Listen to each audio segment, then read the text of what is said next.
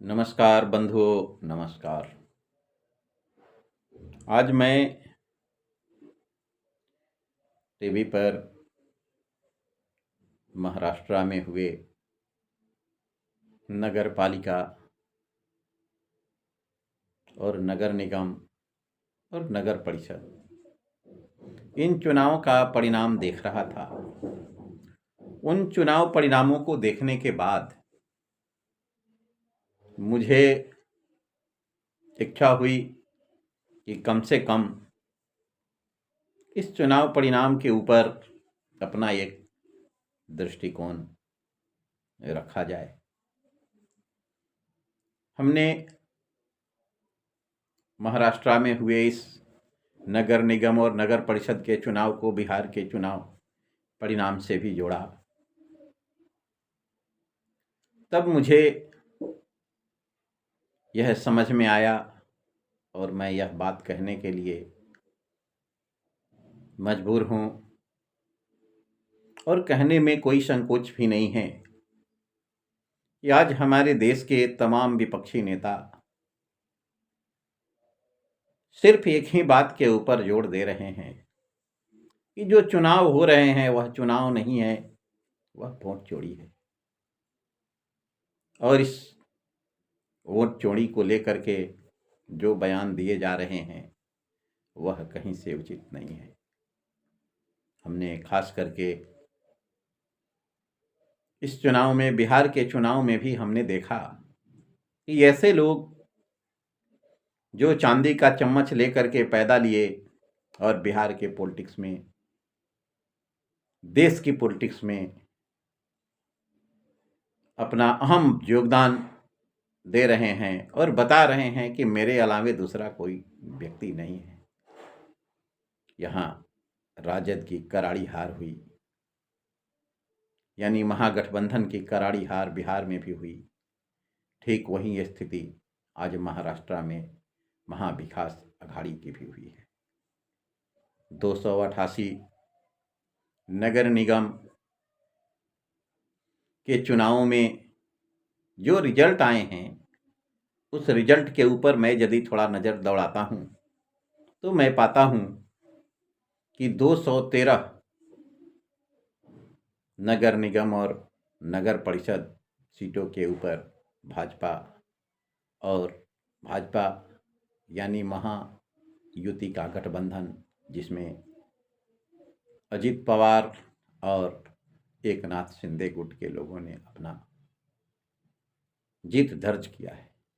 और वहीं महाविकास अघाड़ी के खेमे में कांग्रेस, जिसको उद्धव ठाकरे और शरद पवार नगण्य समझते थे, 35 सीटों पर उनको विजय मिली है।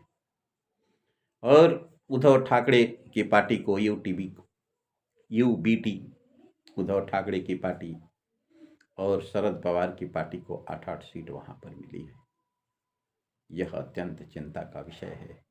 इन नेताओं को अपने अंदर झांकने की जरूरत है। कहाँ क्या भूल हुई, कहाँ क्या चूक हुई, किस प्रकार से जनता की समस्याओं को उठाने में इन नेताओं ने गलती की, उसके ऊपर इन लोगों का ध्यान नहीं जाता। हार गए तो सीधा दोष ईवीएम को, ये ईवीएम हैक कर लिया गया। लेकिन इन लोगों को यह बात समझना चाहिए कि जनता के बीच हम जा करके अपनी बातों को कहें।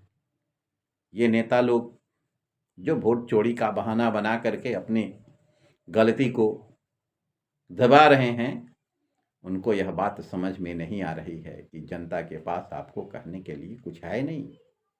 इसलिए अपना लाज मत बचाइए, जनता की बात जा करके और जनता की समस्याओं को उठाइए। हमने देखा बिहार में भी लालू प्रसाद यादव के लाल, जो अपने आप को बिहार का तारनहार समझते हैं, ये बिहार के तारनहार कभी नहीं हो सकते, क्योंकि लालू प्रसाद यादव के शासनकाल में बिहार के साथ जो अन्याय हुआ था वह बिहार की जनता कतई भूलने के लिए तैयार नहीं है। और वही स्थिति वहाँ उद्धव ठाकरे की भी है। बाल ठाकरे के पुत्र हैं। बाल ठाकरे का कोई गुण उनके अंदर जो है नजर नहीं आता। मुख्यमंत्री बनने के लिए जिस प्रकार से भाजपा के गठबंधन के साथ उन्होंने अपना गठबंधन तोड़ करके और मुख्यमंत्री पद को हासिल किया, वह कदापि उचित नहीं था, वह एक निंदनीय विषय था। आज उसका प्रभाव उनको भी समझ में आ रहा है। आज भाजपा उद्धव ठाकरे को तो बर्दाश्त करके चुप रही, पर जैसे ही उद्धव ठाकरे के हाथ से दूसरे को कमान देने की बात हुई, भाजपा भी वहां सजग हो गई। आज वहां सर्वमान्य नेता देवेंद्र फडणवीस के नेतृत्व में महाराष्ट्र में आज भी भाजपा अपना नया कीर्तिमान स्थापित कर रही। लेकिन फिर भी महाराष्ट्र का जो चुनाव परिणाम आया है, दिल्ली का जो चुनाव परिणाम आया आम आदमी पार्टी को लेकर के, आम आदमी पार्टी के नेता अरविंद केजरीवाल जी ने कहा था, प्रधानमंत्री को चुनौती दिया था कि प्रधानमंत्री जी इस जन्म में तो दिल्ली में मुझे नहीं हरा पाओगे। यह साधारण बात नहीं थी। इस प्रकार का अहंकार राजनीति में नहीं चलता। आज बिहार में ठीक वैसा ही लालू प्रसाद यादव के लाल तेजस्वी प्रसाद यादव ने किया, जो अपने अतिरिक्त किसी को नेता माना ही नहीं। और यह बात आज भी जो है उन सबों के हृदय में बैठा हुआ है। लेकिन मैं साफ साफ एक बिना फीस का यह एक सलाह देना चाहूँगा, बिहार में महागठबंधन की राजनीति करने वाले नेताओं को कि अपने अंदर से यह अहंकार को हटा करके जनता के बीच, जनता के काम के लिए आपको आगे आना पड़ेगा। तब जा करके आप राजनीति में सफल हो सकते हैं, वरना ऐसे ही ताउम्र भटकना पड़ेगा। अपने अंदर यदि सुधार नहीं होगी तो आप कदापि सत्ता में नहीं आएंगे। इन्हीं शब्दों के साथ मैं अपनी बातों को समाप्त करता हूँ। जय हिंद, जय भारत।